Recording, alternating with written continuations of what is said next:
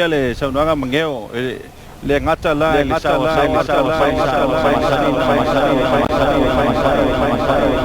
fa popoina foi lao le lato no fosel ne foi tau sanga ia o se muli mawina nai tulanga foi o ta foi proclama le Fautasi Race ia wa faisinga si ia tulunga o le sawa ia o le Fautasi Samoa ne foi tau sanga ia e pei foi o le malula le ia tere na o ngai le Fautasi Samoa le la e tau e o tu yute pango le to tele la mai mo ia wa tingi le va honor le sawa foi o le Fautasi Samoa mo ne foi tau sanga ma latu tapinanga ai mai se foi la tu no fa popo ne foi tau sanga ia e fa tai la pianga ia mo le to foi le file mo ne foi tau sanga le o to na mo ma level Fautasi Samoa tai ia le fo fa tulanga mai tulanga pa nga tatu sa ma o le lo no na iva nei I le ala va fo yo lo tapenai ia le mai mo mai o le tunu o le fa tulanga ina na o sa e pe o na tapenai a le se va inga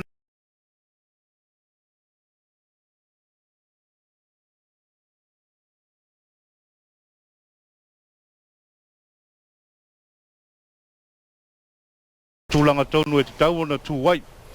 I le mai mo mai o le tanto o tunu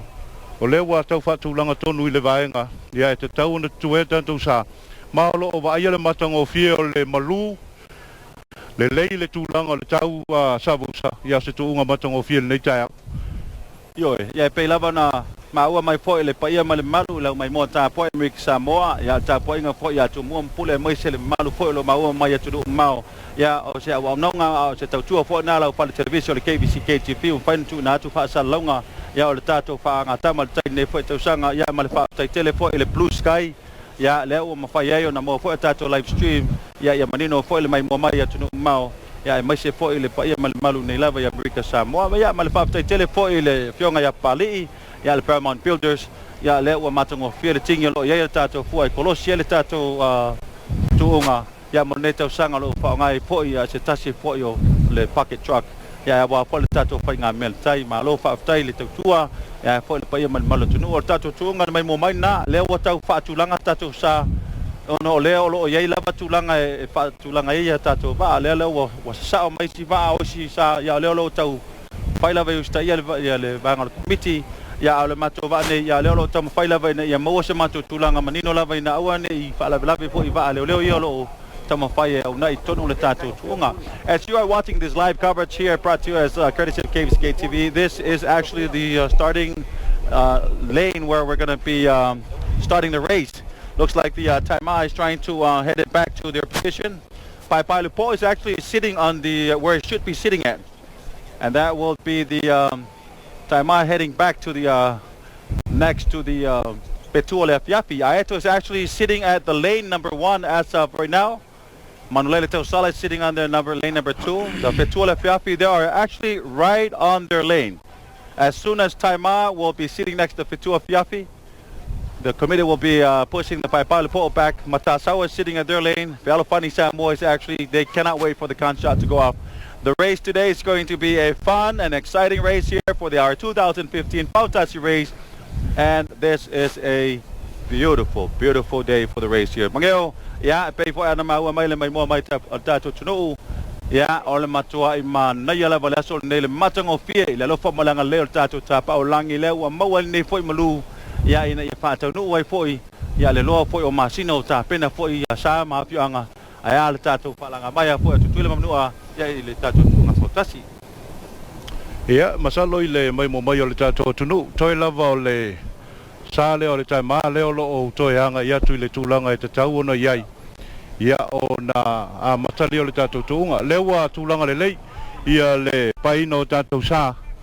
ia toi lava le tai ma leo lo anga yantu ma le sao le afionga le prestene le fuo ia leo lo tau liliu mai tu antu le tanto tu unga leo lo wa pai le temi lei le Fautasi Samoa le to oto lo le tulanga le pai lupo mata saua ia leo anga yantu le tai mai le tulanga te tau ona iai ia ele ngata foi le nisio sa ile hanga yantu ia ile tu le mlai valele pa ule titi tu le fuo ono le tau liliu mai le fuo ile vaenga e te tau ona se e mai le fuo ilo na tulanga a le tulanga na le mai tau antu ma le report atu le tanto talafatai nei lewa matango fie lava ia fuafuanga al committee ia se vanga na ai le tai ma leo lo hanga ia tu le tu e te tau na iai ia male fua o pau io sa io pau le titi tua faisina ma mau le titi tua ia male sa leo le felfani Samoa lewa ta oto le felfani Samoa lon tulanga ia ai o lo pau le titi ai tua mai le tulanga e te tau ona me mai ai le mai tau atu asa vusa ia pine fo ia le komiti ma pole pe wa faisina tafe feo pole al komiti ia o lisi la le vai nga whainga tāle tau mwhaina ia leinga tutusa sa. Ioi, o le tūlanga lalo iai le tātou tuunga nei tai ao, le ua mata na tawhia ese mai poe mai le tūlanga a o le mānai o le whaasaonga mai o le tātou tuunga lelo o ta oto mai le aeto ilana tūlanga nā la tau whaasao ai umasale o ta oto mai fo le manulele tau sala, whapena fo i le salo le fetua le fiafi. Ya le po ila ua whaasao mai tonu le kua o ilan tūlanga matango fie ya o le sale mai la whianga leona le tai malua ya o leo lo tamwhai na ia tu atu o ilan tūlanga ya ma le sa po leo le pai pao le po o leo tu e minoi lava le pai pao le po te minei le ala tamwhai lava na ia sa whai le lei ya wa o le tua mai le po leo lo pe ta fe mai luma ya a leo ia po ila le pai ngama tatu sa toi lava le sa le tai malua sa o le paenga le sa le tai malua ia na pa tai tali le fo fo ngal committee po le meu sa o mama ia e va to fo le fa tai le fo ma to ai sa fa le fa pa sa mo le to ia lo mai luma ona o le lo luma mai pe na iso tatu sa ia fa tali tatu tunga. As you can see here our race here today, we only have the timer is trying to head it back to their lane, and as soon as they're lined up here then we'll be having a perfect line. Just the pai po on Matasawa here a little bit ahead of front because of the podium here is kind of like away from their standing point. So far right now, all the other Fautasi, if they can line up with the Aito from the lane one, then everything was set. So time is just about to turn in. As soon as they're lined up with all the posts, then we'll wait for the gun shot to go up. Ia ile tūlanga nai le mai mai o le tātou tunu. Lewa matango fie ia le paina faisina pa ulei titi luma o le pai ulupo o ia mai le tūlanga le tātou tuunga ma nei al ta oto le felfani lewa ta oto le felfani le tūlanga tonu lava tau na iai pa ulei titi luma le pai ulupo o pe ama le fautasi atoa ia afa fautasi au te iai le matasau e le maita watu ia a lewa ma nei al ta oto le tele o sa toi lava le tai ma ia leo lo faisina pa ua tuitua pe ama le fai le lima fautasi leo lo itua le tai ma mai sa uma ia lo fatulanga le te mil nei ia ona o le tau mimilo mai le tulanga e te tau ona iai e ia le taltonunga ia o le tu sao mai lo le tai ma i lona tulanga ia o le pa foi na o le fana i le mai mo mai o le atunu ai ua faisina mauluma o le pai po o savusa. Ioi, ole mawatu na le tātou vai nei o lo le tu sai le mātou va alo tam whai na maua ia tātou alinga tūlanga wheo paenga o sa ia o le pai pao le po masalo o leo mau mai luma ono o le tātou pole leo lo o luma lava ia na ta whea mai luma ia lea po e tau sta ia mai le pai pao le po leo fo watu tu mai e luma le sa leo le whea le pani Samoa ia wha pea po i le sa leo le mtasau o le taima alua lo alo mai tonu leo tau tu mai luma ia sa ina ia wha paleni lei ia te tonu le to mouse taimi te tonu le to mouse taimi le ua te le furu pe taimi fatu reina le ua se atu vo iluma ia le felfani ina ia fatu langa le le pai no sa se ivanga na ile pai pai po le fo se ane le aeto se ane fo ile manule tau sala le fo wa o toia le tai male faisina pa u tua ia le o tau mo faina ia pipi mai luma le tanto tuunga le ua hanga malita ma leo pipi malita ma ia masalo ele to mo leo tau fa yalo fo le tele sa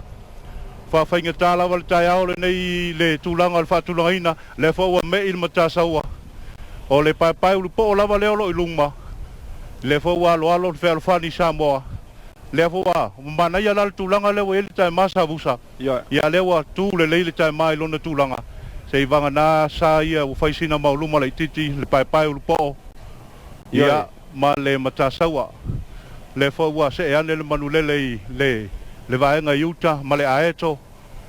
ia o masalo ia ele o mai lol komiti po le tulanga ia pe to fa fo ile titi mai tu tu Mangeo leo wa ya tu leo se mai le va al committee le pai po na o fai lava sina maule titi mal ta fe mal pai po leo va ya tu lo talo na ya tu le titi tu le folinga mai o teu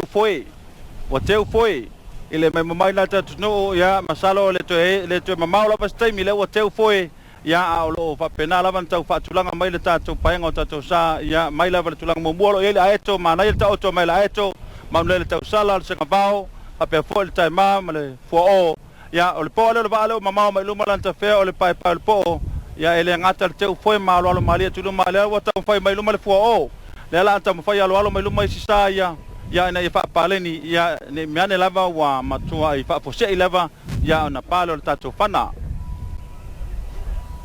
ya le foi wa alo atu le fali Samoa ya fai ya sina fai ngatalo tu unga ya ono sa yo lo iluma le fo me i mali senga vao fa fainga tare tu unga ya ona le pai po o le matasa wa o faisina mau luma o sa ia ele o fatali mai alo atu sa ia tua ya e alo fo ila ua o le tulanga fainga tana le lo yeli tu unga a le lo ta oto le lei uma sa se vanga na lava le pai po o le matasa wa ya pau yo sa ia lo fa fainga tai la matai no le tu unga ia fo ringa mai le wa pa le tatou fana ya tato walwa ia fa pe le tulanga e pe ona yele tato tuunga na wa mai le atu no e pa le fana le olo iluma le pai ulupo so atoi male matasa wa ia a le olo tuli atu le tele o sa le tato tuunga e le o mai lo la le temi le nei a pau le sa le olo mo iluma le pai ulupo ia ona le sa le na pa le fana lo iluma tau atoi male matasa wa ia a le fo wa tau atoi ia le sa le fu o mai le fio ango matia leo tu mai na le felo fani Samoa ele ngata foi leo senga vau ma le fitua le fia le tu lava itai leo lo fi na wan le tai ma le wa pipi ya le tai ma le wa fa solo le fu o tu nga matongo fia sabu se le tai o nei yo e mageo sa le lava le wa pa le pana le wa iluma ya le pai le po pe ma le fautasi ato le wa iluma le pai le po le wa so atu ai foi ma le matasa wa ya le fa penana so pipi atu le felo fani Samoa ya ma le fuo le nalo se ma luma le fuo ya manele tau sala pa pe foi ya le taima lua na wa mata na fa tau fa yo mai luma ya le fa songa pe sa nei le aeto fa pe foi le sanga ba ya na fo tau fa mai uta ya ma pe foi ma le fitua le fiafi taimi nei mo tatu tunga le wo luma nava ya le pai le po pe lava na va atu ya le tafia ma lava luma pa le fana ya le wo yel tatu tunga taimi nei. As you are watching this live coverage, it's been about a couple minutes since the contract just went off. Pai Po is actually leading the race right now with the Matasawa on the second and the 4-0. It's catching up on the third with the neck-to-neck with the fellow Funny Samoa, and also the Taima Lua with the Manulele Tausala are actually catching up with the 4-0, and also the Dan Pasco and the Fetula Fiafi is still rolling up from the back, and that's the beginning of this race here. Miguel. Ole tulaga na le ile tato tuunga ile mai tau watu lumba lava le fu o tau atu ile matasa wa ale tuunga mata ina la le wa fa yane le tai ma le fu o le tuunga ma dai le tai ba le fu o le na nei lumba le fu o ya le pe le mai tau watu mata na fa solo ele tai ma alo tau i fori se gavau sita bal se gavau ale foi wa lui foi lumba ma le tau sala ile tu lava le fa sina paula titi tu ale aeto wa paula aeto tu paula fitu le fiafi le fo wa paula tu fer fadi ele tai le tuunga le tai lava le tuunga paula titi tu se gavau ale wa ma naia le tuunga le ale fu o ma le tai ma a woi ka fio lai le sau le tai ba le wa pipi ba ai tai ma fa talo fa tu tai ba le fu o ma lo fu o abai o tau pipi ba ai ma le tau sala ya le gato foi le lava lo iluma le fina watu le matasa wa pai ulupo pe a ma le lua fautasi le lo iluma le pai ulupo ya mai le sa nei o le tai ma le fu o ya pe a ma le fautasi a to iluma le matasa wa le tulanga lua le walwane ma le tau sala le tu lava la yuta sabusa yo e sao mageo leo ba vai atu neu hotel le swing al tato tunga mai vatu le famalo ya le mai mota po mai lo iluma pele tato pai po pipi atu ai male matasa wa semena ese lewa se mai luma manulele tau sala lewa tau fight tau moto tusa manulele tau sala taima lua fuo lewa pe male fano foa ya lewa pipi fatasi ai nei male matasa wa semena ese o pau te se tutua ya le fetua le fiafi lo pipi ba male aeto pa pe foi le pelo pani Samoa ma na ya le se mai ya ma le sanga ba le wo tu tia tu lava tu le taima ya le wo tau fai tu sa nei ta mua o le taima lua manu le tau sala ma le fuo ya fa pe foi ya le tama fai tu atu ta sa wa le pi al terminei pe ma le afa Fautasi le lo mai pele pa po ya le tato tunga nei foi ta hao o le tūlanga nani mai le tunu matango fia le tūnga. Leo roi luma pere pai lupo o pea mana Fautasi atoa. Tau atu tūlanga lua. Leo pipi mai ai ia le matasawa. Male manu lele tausala. Manu ta whea marona au waa male tapua inga le fia ango no uli. Leo se mai le manu lele. I le tūlanga lua. Leo tūlanga lua le manu lele le baita watu. Tu tolu le matasawa. Fua o. Lea lava e leo tu ua le fua o tai maa. Lea fo ia pipi mai lava tai maa. Sita marona au waa le senga vao. Le lava lo pipi mai lava le finaunga le nei po ai o i la tau le se mai le tūlanga lua po le tūlanga tolu ia wa faisi na pau i tua le aeto pe ama le tolu Fautasi i tua i le aeto pe tua le afiafi ia ma le sao le whelofani a elei taitai le tuunga le lava a tonu o lo fua mai le malosi le aeto ma le fetu ia fa pe foi le whelofani o no leo lo mamalo tuunga a le tuunga lava ia tu ia le pai o lupo leo lo i luma le teminei a le tuunga lava ia matango fia le fina watu o sa ia le manulele tausala le o lo fori mai le wai luma manulele tausala le tūlanga lua so mai le tūlanga tolu le wa manino mai tūlanga tolu le fua o le tūlanga fa le wa se atu ia le matasawa le lo tau fa mai le matasawa ia ma le tai ma le tūlanga fa ai le tu wa foi le senga vao le lava lo pipi mai senga vao fa mai sita le ai au to te o fa tali mai tato wo Fautasi tūlanga lua le wa se mai le manulele tausala Lewa maua mai le maulele tausala ia le taumuli o le sao le pai upo. Lewa maua mai le maulele tausala le pai upo. A lewa pipi mai. Lewa pipi mai ia le fua o. I le taumuli o le maulele tausala. Leo lo pipi mai le fua. Leo lo afa mai ei tai ma sa musa matango fia le tuunga. Ladies and gentlemen, unbelievable race here today. It is amazing how the Pai Pailepo still ahead. The Manulele Tausala is now catching up. It's about 3, 4, 5 sitting of the Pai Pailepo. It's now coming in the second place with the 4-0. Still not letting the Manulele Tausala going, and it's neck to neck with the Matasawa and the Leone. The Taimalua is not going to even let this race go. Dan Pasco is actually closing in neck to neck with the Taimalua. The Aeto, Fetuala, Fiafi, and Felofani Samoa are all tied up from the back behind on the 4th place. But the race is happening. Ele mai mo tapo mai na tato tunu le semena matungo fia le wa se mai wa afa Fautasi le wa pia to nei ya le manulele tausala ya tama faila vana ya tu sa tu lava mal pai po ya le fo wa pia mal fo le fo ya le fo al tamai ta ya le malo sa ya le ai le matua sa tamu tu sa foi male pai mal mata sa wa ya le wa matua se mai lava tulanga tolu tulanga fa le lo tauto mai el mata sa wa pa pe foi le Taimalua mai la fianga Leone ya le va la changabao ya lo pipi mai lava ile Taimalua le lato pina mai tonu lo tamo tusa terminei vai sin Fautasi tutua ya le petua la fiafi pa pe foi le aeto ya ma le Felofani Samoa le wasul sa Felofani wasul Felofani o pi mai matasawa al terminei le wa tamo tusa ile va ya tu le mato tusa tamo tusa le pa po ma le Manuel Tausala ya le fina watu por tulanga momua a le fuo mangeo se mena ese le watu pe wasival tamai tai leo ya ma fa se mai lo sa ya le gata vo le Taimalua male senga vao o lo pipi nei tau mo tu sa male mata sa o terminei le tunga batongo fie la le wa ye dei le table nei le wa tau mo tu sa le pai ulpo male manulele tausala le wa fatalo fatul manulele tausala ba lo pai ulpo ya malo lava le wa nga ya tul ja tunga matango fie le sa wolto unga leo fi na wo nei poio la u le numero tasi awa yo le numero lua tau mai ai lava ia le fua o le manu fe ai pai le fia o batia le tapua inga tatou no i batia malo leo lo tulanga le tulanga tolu leo lo ia le fua o e leo tu ua lava le senga vao le tu unga le lava lo pipi mai le senga vao ia leo lo fi lau mai male tai mama le matasawa masalo le tuunga matango fie lea fai asina pa ula i titi tua le aeto pa ula i titi tua le fetua le afiafi ia ale wa amata na se mai le Felofani Samoa ka fio la le sa le Felofani a le tatou tuunga lava ia lea lava lo fina mai sa ia motu mai le ole toi titi lava bau atu le fua o ia le tau buli ole pai upo le lava toi titi ama le fua o le tau buli ole pai upo ia la lava lo fina sa ia luma le matasawa ia le foi lo fina mai male tai ma e ale le tatou tuunga ia le ngata foi le senga vao a le tatou tuunga boi ta fiola sa busa matango fier finga ungal pai pai po le mau le tau sala ia le o fatalo fatu ia inga o te malona ava fa balo pai pai malo manulele le ai le tai tai tuunga Yo e sala mangeo le pa male tolu mai le talu na se male tatou tuunga se mena matango fier le mai mo mal tatou tu le wa to e tongi fo ia fo te u te feau ele pai pai le fo então fai na vai sei ia ele lata mo Fautasi foi man le tau sala kapten mai e man ta fea se mena ese le pipi mai le wa pipi mai le fo ia le wa matua I fai lava ia fa fianga foi ta mai tai le au matongi ia na pa foi ia hu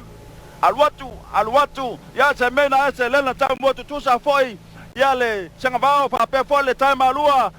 ia le wa sit pe mal se fulu no foi le wa luma ne tai malua mal mata sawa pipi mal fel fani Samoa tuan mata sawa ma na ia foi le miliga le aeto mal fatua fiafio lo paute se tutua al time dei le lo finau lava pa po ina ia vai ese mama manula tau sala ia fa ngata nei le wa se ba dei le tulanga tolu ia le fo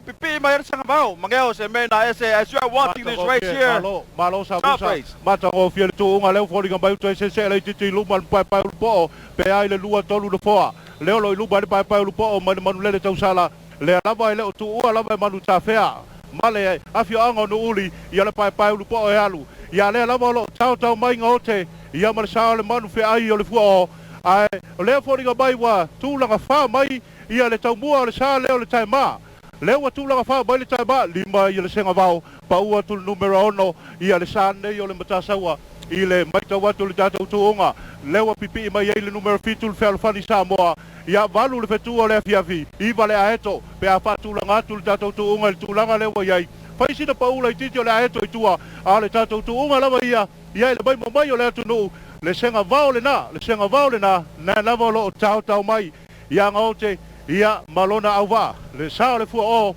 na lava lo tau mai le fua o le numero tolu ile pai lu po ele to mau ia mau mai le pai lu po na lo fina mai manu le tau sala ma nei le tu unga le to lua le mai mai o le atu no manu le tau sala and pai tu lu po head to fighting for the first place le lava lo fina watu sa ia lua ia le fo yo lo tau mai ia le tulanga pe ona iai ia le sa le manu fe ai le mai la fia anga batia le fo ringa mai ua mei lai titi ai lu manu lele awai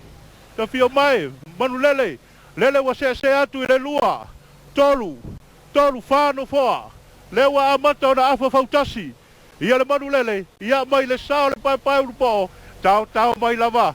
ia le fu o a lele wa sui le sa wa le senga vao lele wa sui le sa wa le senga vao ia le wa pipi mai le senga vao oi ka fiolai sa busa ele tai le tuunga. Unbelievable race here as the race is now changing. The Marulele Tausala is almost about a full length of a Fautasi taken away from the Pai pole that was actually in the first place. But the 4-0 is now having a whole different game plan about this. Is now closing into the Pai pole for the third place. The Singapore is also changing their speed. Sita looking like she's doing a super hula up there, training, making their guys rowing as fast as they can. But the Matasawa with the Taimalua, Matasawa is now rowing up to the 5th place. Taimalua is a little bit falling back. The fellow funny Samoa changing their speed coming up. And the Aeto is closing up in with the Vetula Viapi Alvin back there. May Mamanata to Tunu, Lewa Latalata Maineta to Tortolo. Ya lewa suile tatu tuunga lewa sea de luma pea mare apa Fautasi lewa luma nel manuele tausala olo finau pea te tu feau ya el marsale pai po ya ele tulanga lua ya el lewa faisi de malosi foi ya le se mai tono le fuo ya male ta poinga foi la fionga batia malo lava lewa mo to atonge tu lava po foi al mai tai leo wa faisi swinga wa suile sa el mata sa wa lewa pipi mai le tatu sale or sanga bao ya marta poinga foi ya pulam tu mua lo mana ya tam fai mai fai vai masunu ya fa pe foi ya le tunga le po tesi o tulanga mo lava lo ya le banu le sala dua le tatu pai po tolu le fu ya fa pe foi sanga bao ya male mata sawa na pipi mai sanga bao se me na ese le o pipi mai ya al tu tanga ya tunna tatu tunga ile pe male a Fautasi na lo mai nei ya le manu le sala pinawa tu pe te fe au male pai po ya le tu tono lo mata fao Ya, mangeo. Ia whaptai atu lewa se e bale tātou tu ungai tua tonu lava le tolo tolo le whanga alu i le mai tau mai o le tātou watu noo. Lewa i luma lai titi lava, lewa i luma ia le manu lele tau sala. Lewa i luma manu lele tau sala pe ama le afa fautasi tau tau atu ia i le pai ulu po. Ia le ngata fo i lea o le fua o, le alo pipi atu i lava le fua o le tātou tu unga. Ia o le tātou tu unga nai le mai tau mai o le tu afa fautasi ni manu lele tau sala leo lo i luma. Pipi atu tu langa lua le fua o. Le pai ulu po tūlanga tolu ia lewa pipi atu iai le fua o lewa o maili tuunga le tolo lei whanga alu lewa o maili tato tuunga lewa maua mai le fua o le pai ulu po lewa maua mai le fua o awoi whatalo whatu fua o pai ulu po malo le finau le tato tuunga tasi, lua, tolu, wha, lima, ono le waluatu le fua o lewa afa fautasi lewa abata ona fa solo atu fo ai le tu mama ina pai ulu po sabusa le fo wa fai bai ate u te fe au le pai ta to le ao a lewa motu tasi le tapo inga la fia anga do uli lewa motu tasi atu le manu lele a tonu fo yo le atu e fai fa ringa le manu lele la to e sola le manu lele le tau sanga ma le tu unga fautasi ona lewa mai tau atu manu ta fea malo na uvata ba fa lofi ma le ubaka ia lewa fa to fa mai sa ye lolo fina watu ai le tai tu unga sabusa Ye, Fautasi mangeo mai mo mai na tātou tu leo o vai ese lava man ta fea malona aval man le tau sala mal ta poinga foi la fionga nuli. Ia o le mele vai tu nei leo pipi mai le fo ile pai le po. Mangeo fa tu la tala peskiling o le mai le kiringa leo so mai tonu le sau le fo temi nei. Male bala watu le tamai tai le au nei e fa vai ia male to tele la mai mo na o tau fa tu li pe o se kiringa le mai le watu uta. Au temi nei to titi lava Fautasi atoa. Ia le mamawa tu le mamlele tau sala iluma pipi atu ai lua male pai po alo fina mai le fuo le tulanga tolu ia male tatu tunga lo pau te sa tutua ia le singabao pa pe fo le tatu va ale le matasawa ia le na tua lava le pipi mai tatu tulanga pa ia ole matasawa ia pa pe fo na isa ia lo pa o te tua lo o termine mangeo wa sui sau ale pelo fani na lo fina mai ne male tai malua wa pipi bal pelo fani lata mai le matasawa au terminei lewa tala atoi luma le Fautasi ia wa sui la pa foi ma le tau sala ia lewa lele wa lo mai le ta poinga la fio ma pu ma swali ma se farta poinga nu ia wa luma la ia le lo ma nei la ta tunga ia le mai mota poi mai na ta tu le tai ma lu na lo mo tu ta pa te tu iai lewa mo motu mai le Fautasi Samoa le tai ma lewa mo motu le Fautasi Samoa le tai ma ia le lava lo fina watu tau sa wa mamao le alu le manulele ile mai tau atu le temi nei lewa sese atu ile lua Fautasi lewa i luma ile manulele mai le tūlanga lua ma le tūlanga tolu le lo fina mai le pai ulu po ma le sa le nei o le fua o mai le fianga watia e le tai ale tuunga ile yo atu le tatou milonga le mibilo ile utao a le tūlanga na le tuunga le tūlanga fa na o lo sa waiti senga vao ile tatou tuunga le manulele tau sala a fai tu mau le malosi le mau le tau sala ia le afio ia mapu ma le afio o nuli ia masalo ai o le lele atua le o le manulele ma le lele atua i lava i nuli ai a fai o lo mau le malosi o le fua o ma le pai po ia ia isi swinga o le tatou tuunga ona o le tai lava le tuunga ia e pei o na faa ngasolo atu le manulele le nai le mai tau mai o le atu no le lava wa lele atu le manulele wo mai tatou tuunga i tuatonu lava o le taelenga i utulei le apea ma le lua Fautasi leo lo iluma i nene manulele tau sala a lea lawa iluma le fua o lea wa iluma le fua o le tala le toi ina o vatia o afuola se mea wa ese lele wa sau le fua o a waita fio la esa abusa le lele le fua o ia le mai mo mai na tatu tunu as you are watching manulele tau sala is about a 2 length of Fautasi still ahead but there is a changing of our second place the fuo as you are watching is coming up to the second place. It was a tough competition with the pilot ball, but for the president was like, no, Manulele, he ain't going to turn on that hotel unless I'm coming. They will be turning around here with the pilot ball in the third place. The fourth place is the Singapore, the Don Bosco, and also the fifth place, Matasawa with a fellow funny changing their speed. Mai mo mai na tatu tunu lewa matua te lela versuinga tatu tunga lewa tuli mai ele fuo e matua tuli mai le manufe ai le manulele tau sala ya le tamo fai milo tu tatu pole tu tatu paten malo te le tu nga saul pai o yole po o le wa vai se mai ai ya mai le tatu pai po mangeo la se trai mai tu Pabalo atu sabu sa le tatou tunga na la bibilo atu le utao. Le mai mo bai le atu nu na wa bibilo atu le manu le tau sala. Manu ta fe malo na wa ma ta po inga le fio anga nu uri. Le na lo le atu le manu le. A tonu a mau le malosi ia o le nga atu lava leo le manu le. E tingi ai le fua le tatou tunga le tau sanga. A leo lo tau mai lava. Leo lo tau mai lava ia le fua o le wa le na manu le mai mo bai le atu nu malo losi le wa. Tau mafalofi ma le manga. Pabalo atu le awa le manulele e ale le mai mo mai le tatu atu no le na wa mata na te atu le utao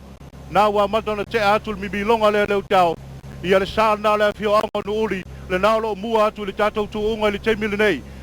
tau mai ai tua le wa mibilo mai ma le fu o toi titi lava motu atu e fu o le pe ale finiva fu o ma le pai lu po le milonga le a le lava lo ma nei le tau fa ia to le tatu tu unga le tu langa lu le fu o tu langa lua fu o tau atu tu mel tolu ia le pai ulupo numero tolu sita numero fa lima ia le Fautasi Samoa ono le matasaua i le tuunga le alua tuitua lewa finiva le pai ulupo ia ma le va o le fu o lewa finiva ia le tulanga la le pe ona pai loko le tatou fono o ia le va pito i luma o le right away e tatau na tu ia batia i le tulanga le tula fono a lewa bibilo le foi wa finiva va ia le foi wa tau fai mai ai tua ia le sale nei ia le wa tulanga fa le tonu ai ia disi le pai po ia ma le sale nei o le fu o i ta fio lai le tuunga mataina ia le alawa wa so i foi sita ma le au varo se gavao le wa se ane i le tulanga e pe ona ia le tulanga tolu ona le wa fa le tonu pai po o ma le sale fu o talo fai le tapenanga fioanga e lua ia ale wa faina o la tousa ale wa se ane la sita le numero lua le wa se ane se ngava numero lua a woita fiola le faiga Fautasi Samoa sa busa sa wa mai tua le tatou tuunga a le wa pipi mal tulanga tolu e le to mama e fata lo fatu atu tasi mo na wa i le va se ngava ale wa mimilo mai nele sa le fu o le na faina le tulanga tatou tuunga le foi lo tau mai lava mata sawa le wa to e sa le tatou tuunga ale manulele tau sala la ia ia ai se longa se va venga bai le langi fatu atu e mo manulele tau sala le tebili nei ile mai tau atu ile anga ia tu le manulele tau sala le tai ma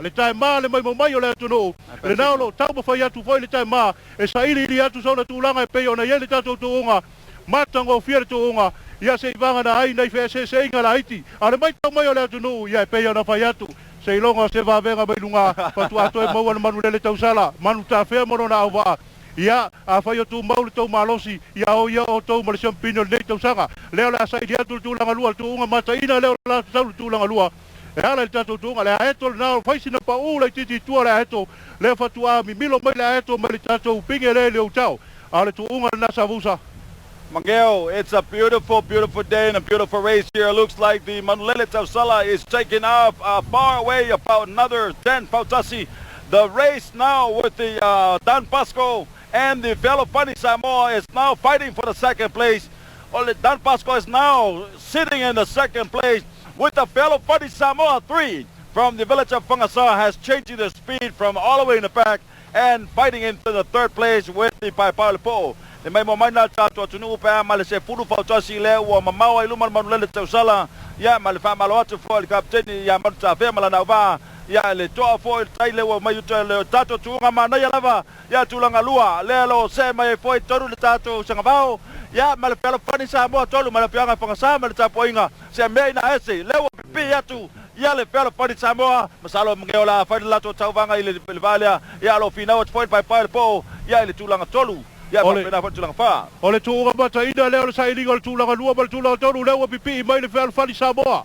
wai le o pipi mai le Fautasi Samoa le sega vao le o fatalo fa mai le Fautasi Samoa ya le gato foi le pa po le lo tau mai le pa po le tulanga fa a le tuunga la mai ya tu ya Manulele alu a le tatou tuunga le lava lo fina watu ya tulanga pe ona ye le tatou tuunga leo lo ma nei ale sau le fel fali Samoa ia ele tu mama ida foi le sega vau le ala lo fina watu sega vau ta tu tu lua leo para watu sita lona au va sega vau ta pasco fa malo losi ele tu balo tu unga ale foi lo fina mai ia le sande le fel fali Samoa o le tu unga mata ina le tu unga le lo fanga solo le temil nei o le sale le tu unga sa ilinga le tu langa lua ia ma le tu langa tolu ma le tu langa fa e pe ona mai tau atu le mai mo mai o le tatu atu no le tae ma le nao lo tau ma fai mai lava tae ma fai lava sina pa ula i titi tua le tae ma pe a mai tau atu ia ua i le tu langa ono lo ia i le teimi le nei a le tatu tu unga lea lea toi ma mau lea lea toi ma mau lewa pipi atu le Fautasi Samoa lewa pipi atu ta lofa lava sita o abai o tau le nei tae au lewa batou se bai lewa se bai le Fautasi Samoa a mai tau atu i fa apofoi la apofoi lea se gavao whoop Yoi. Sao le lava mangeo leo matuai tu lai lava tamai tai ya sita vai masanu a matua fata ia lava sita leo ngo tu ia le Fautasi Samoa tolu. Oh my goodness, I can't believe it. This is where she's gonna have to shake it but don't break it. It's kind of like a tough for the second place here between the Fangasa and the Singapore, but the Paipalipo is a little bit far back with the fourth place. But this is a tough race between the Singapore and the Fautasi Samoa. Mangeo, leo peo amata la fa solo Fautasi Samoa Singapore. La tofina watu le tu mamau tatu tuunga. Leo matuai vala mai lava ya ta poinga foi Fangasa. Ya toi lava peo soi mai lava ta afi Singapore se fa ala tu Fangasa mele lo baba ya tu tuunga. Awoi le watu le Fautasi Samoa. Le tapo iga Fangasa. Ia le Fautasi Samoa lele o tau fai atu ale foi le tu va veina lo ye ele se gavao pa mel se gavao le ai Fautasi sola ba tau bal tulanga lua tau sanga le nei ale la lo fida watu pa o po le lo tau watu la pa o po le tulanga fa ale tau tu onga le wa fa Fautasi lewa apa Fautasi na lua tu le Fautasi Samoa le baita watu sa busa wa te fio la Fangasa le Fautasi Samoa le wa watu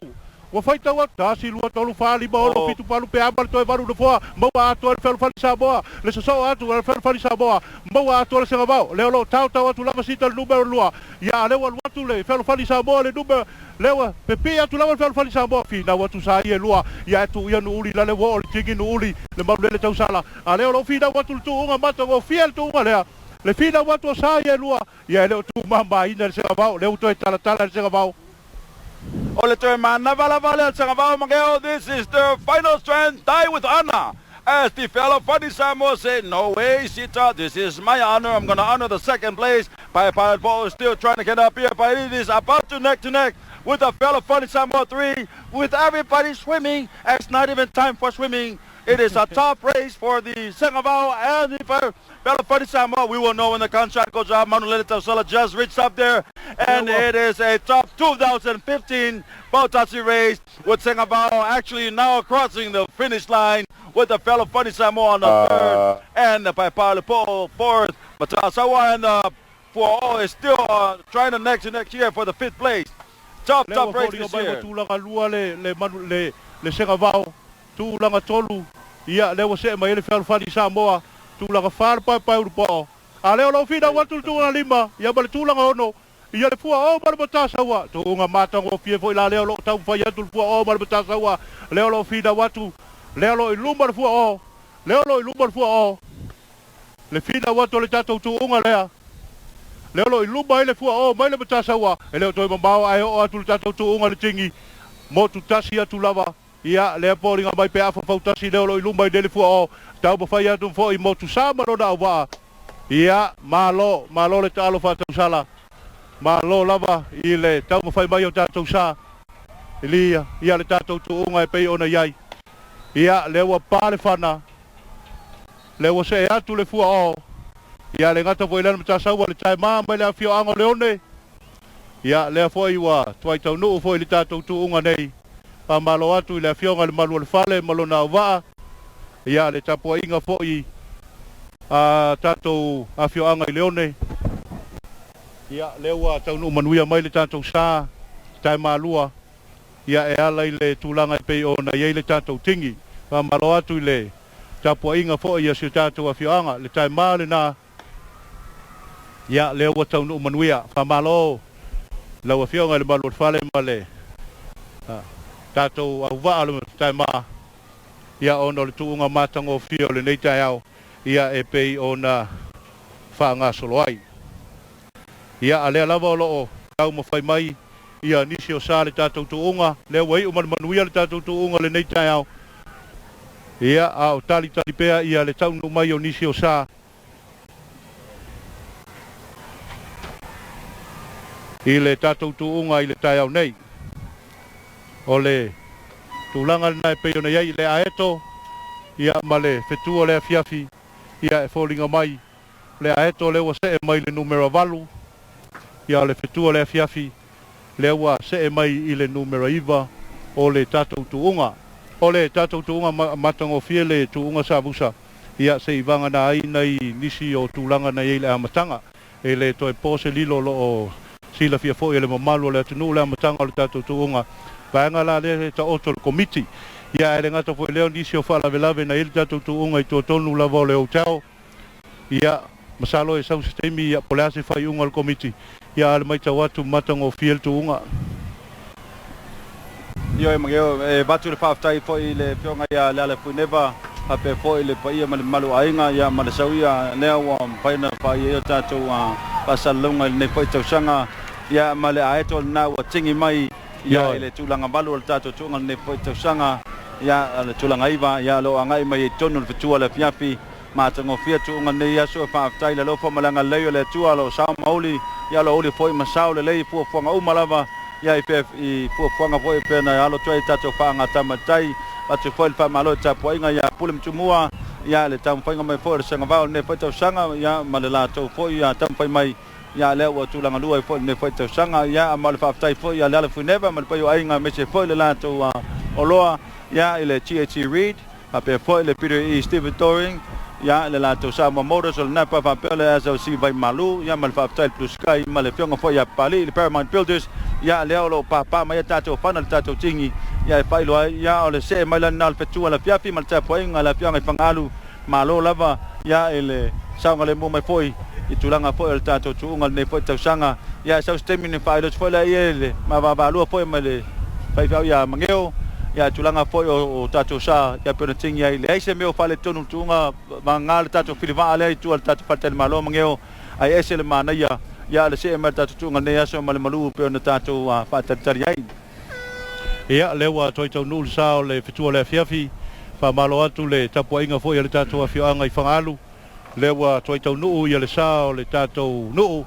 ia le fitua le fiafi,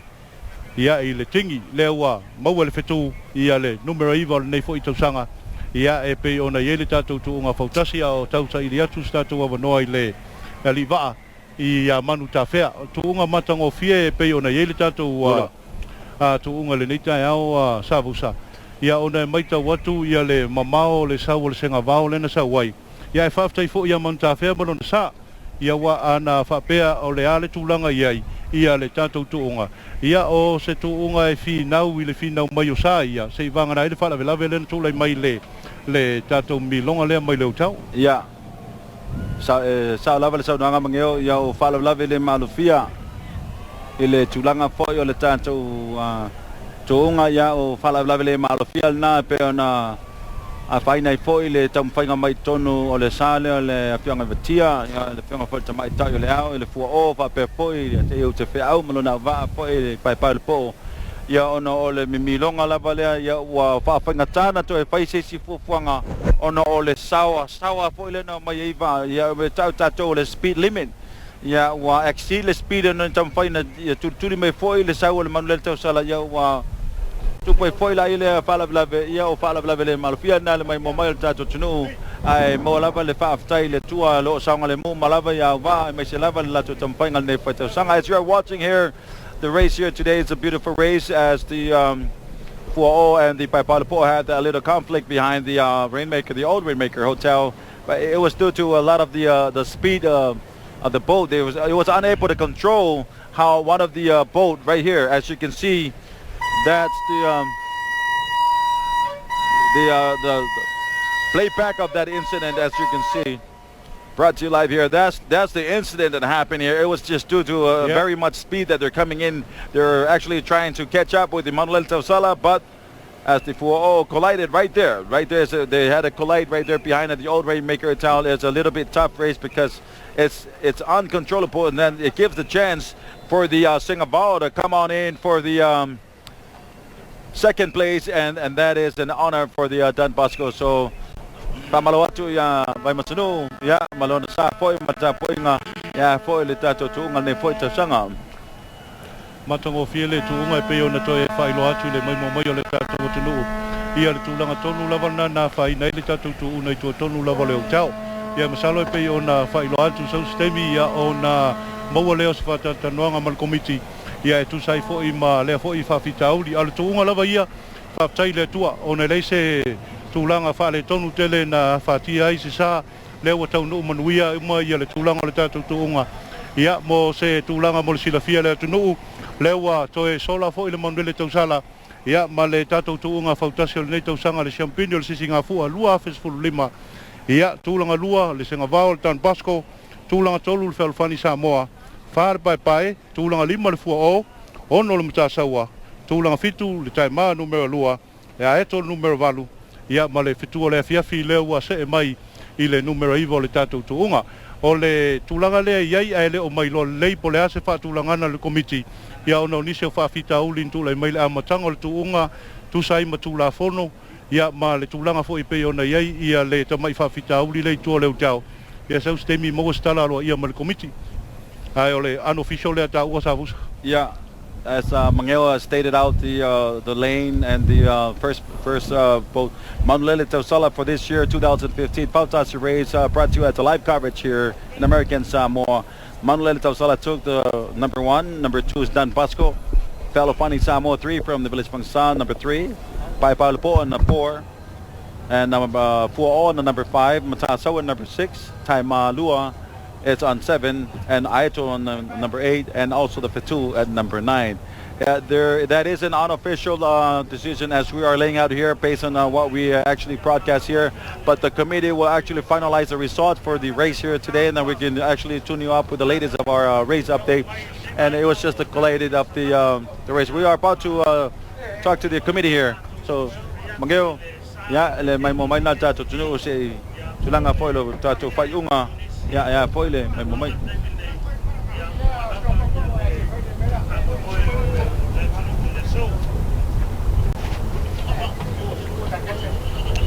ya ele lewa mato Fautasi nei foi ma le feonga ya tama ai tu tangata ya tai committee foi o le tato tu nga Fautasi nei foi tausanga ya se tamo fai ai na mai le tato fai unga foi ya o tato tu nga ya patala fatu nei foi tai le feonga Mangeo ya lango lewa tu mal tai committee ya foi le tato fa mo nei foi yaso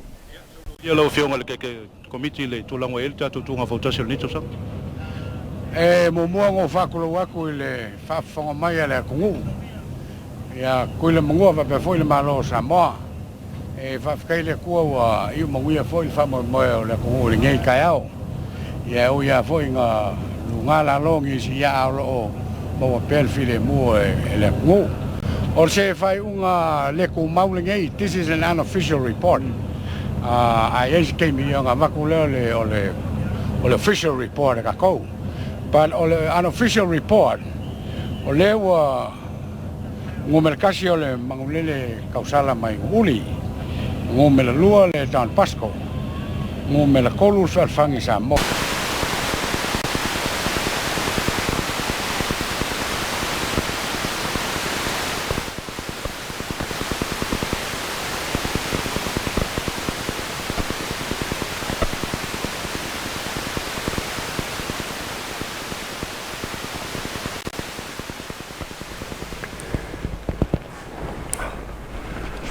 Ise termino te mau mai leo le tulanga ia le whaiunga peona saunoa le whiunga le te komiti nalo tau whai mai ei ono tulanga whale tonu whai o tātou so ta inga e termino nei o se ripotia tulai nei le peona sisila mai i Lau TV ia le Manuel le tausalan na peua peona tā ua whai le numera mua o le tunga Fautasi o le nei tausanga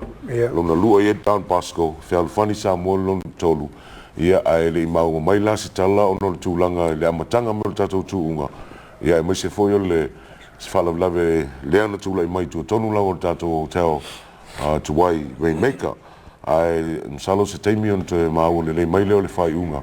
ia e peo na iei le tātou whainga meo le tai i le tai au. Andrew, what do you think about the race and also the unofficial result? Yes, unofficial result for now until further notice, but whatever mishap that we just witnessed throughout the race, it's my hope and prayer that they can resolve it in a peaceful manner and then cool heads will prevail. Ia lela te tuanga le mai o le atunu. Ia I le tulanga e pei ona ia le tanto fa moi. Ia e masalo leo le a tali wato tatou fasalonga le tatou ofisa auto. Ia ona toi tau mo fai mai leo nisi o tatou fasalonga. Ia wale mai mo mai o le tatou atunu. I le taimi nei. Taimi ona toi tuinatu leo se fai unga o fai ona tawa o ina komiti ai singa vaenga le nai pe ona taua foi le fionga le tamai tum tangata le fionga foi ya le manga le numero tasi lua mo le tolu ila le vale o le tumulanga fa lima ono fitu valu mo le iva ia msalo se fai unga le afaia ia ona stemilo mo mo ona tu ina tu foi le walsi le fia le tunu. Andrew, as an official result from our chairman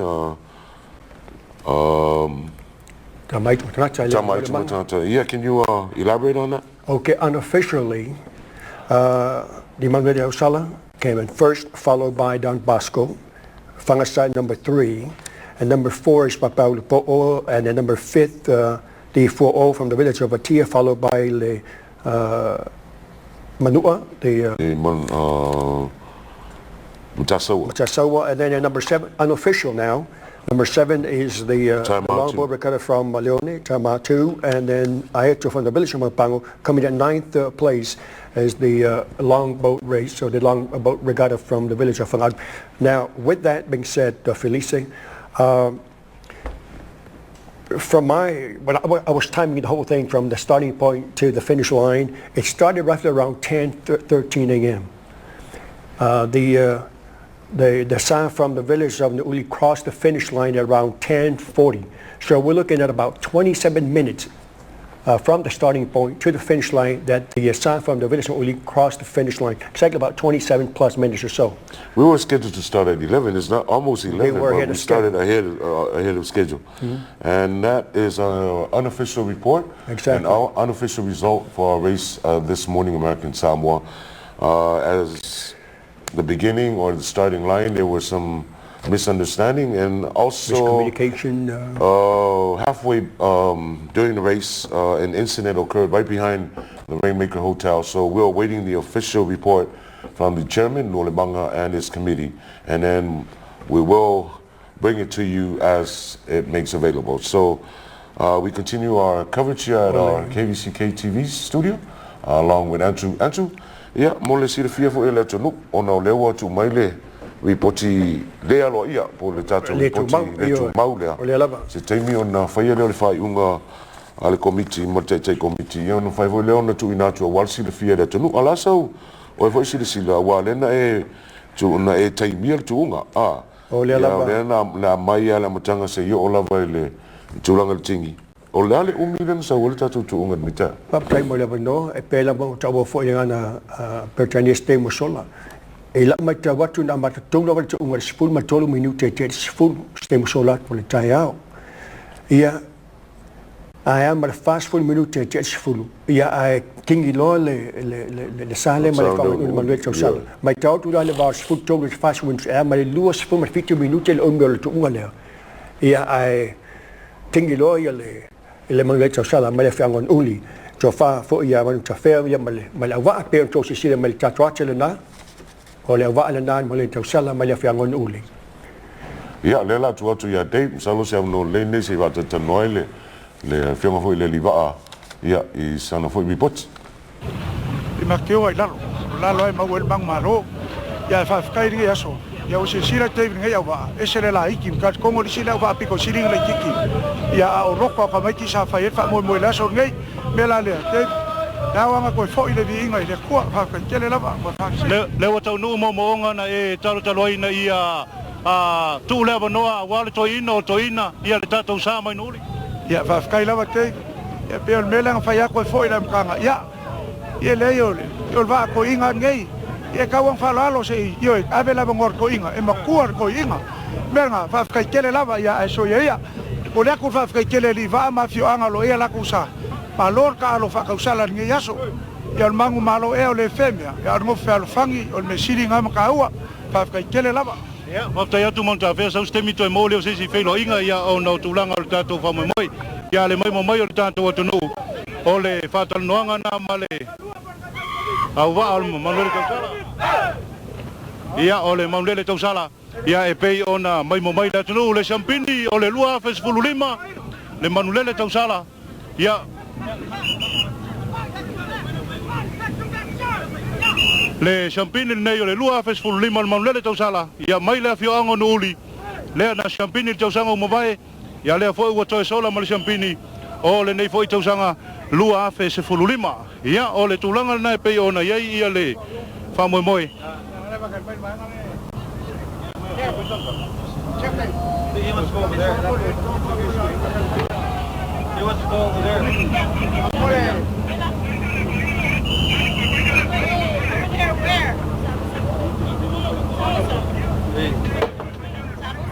Ia le foi la ua mo le va noi le nei tai au le mai mo tampo mai o le tanto o tunu ia ma le afionga i le tai committee ia o le tato tunga Fautasi ia lua le manga ia so no ia lua tu sai ma le tato tunga i pe ona ia o ko fa ko wa ko pa ia le ku ele kapo inga e pe ona ia il fa mo ia pa ia le ku e le ko au fa inga is fam kalanga o ko se ala wo ba pe foi fainga malo le fionga ile ko vang sili mal fainga malo kuile mango ya pe foi kapo mai al ka ko malo Samoa fionga le al malo mal palmia mon kulanga falupe a on ka ya ngai ya wa sila le ko u pe le kulanga ya il va nga kamai kai ele official inga le result al fai un or ka ko nga fa kasi o nga ye ngai me nga kupu mo fa le kong o lea la ua whamanu lua koe vioanga ele fai o kako wangu mela le o iai ai ele official inga le whainga o kako whai unga se whongo le komiki a kasoi mat whaunga le kovanga ma le whaunga le mapukasi mkapuko Samoa ia o maua koe leo se whai unga o ngei kuunga ile ngei aso ia o soso aku le mamanu ma paia le kapua inga o kako kungu whafkai mngeo mo le moa ia le mai o le tato tunu o le saunoanga na le tai committee ia e pe ona fongaina ia le tulanga o le tato toonga saustemi ia ona maua leo se tulanga halo ia mai le tato committee ia wale fa mo le toonga Fautasi nei to sanga to mo le atu fa tai lo fionga ia e leo singa luenga fa ngofie ia ale viinga ma le fa tai fa fo ile tua le wa sau mauli ia le tulanga o le tato fa mo ia e to mo le atu le nga fa tai le fionga ia le ala for never be the read ia le ngata foi lea o Nisio Company le ala ia ono le langolango ino le nei fa mo e ala i le tato sa le nei ia leo lo mo to ia tato fasala longa nei ala le tato toonga le company le THC Reed le Peter E. Reed stevedoring le Samoa Motors le Napa Samoa ia ma le SLC leo lo tufa ina le vai malu i tono le atu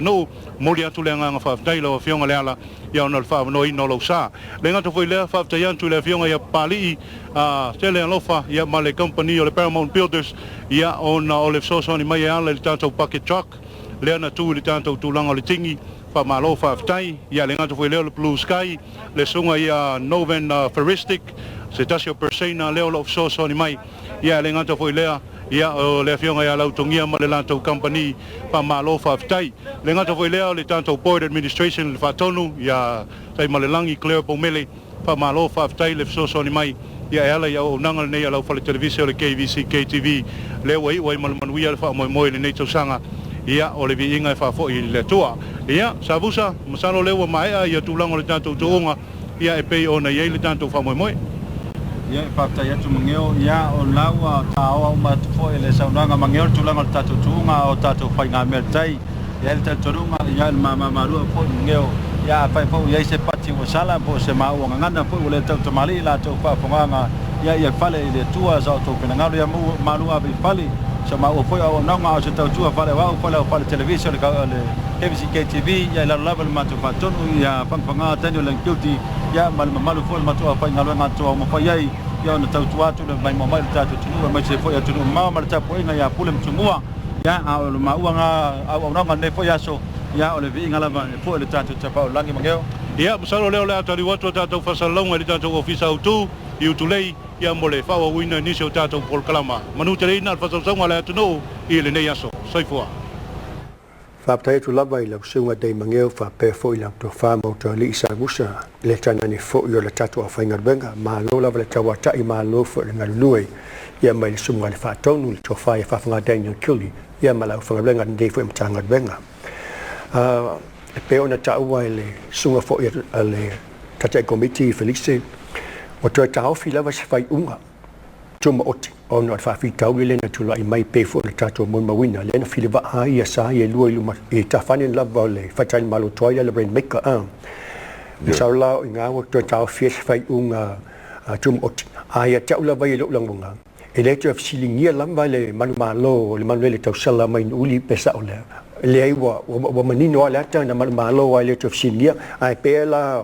mai numero tasi se ia pa ia po le numero lua se pa ia le leiva ia le la na tu fai unga ma se linga for committee ia on to mai lo se fa linga ste mila to mai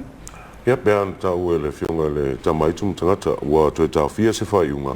al fai unga le alo ia le na le tu ina mai ia se temi on solo pule le fionga te te committee malan committees by the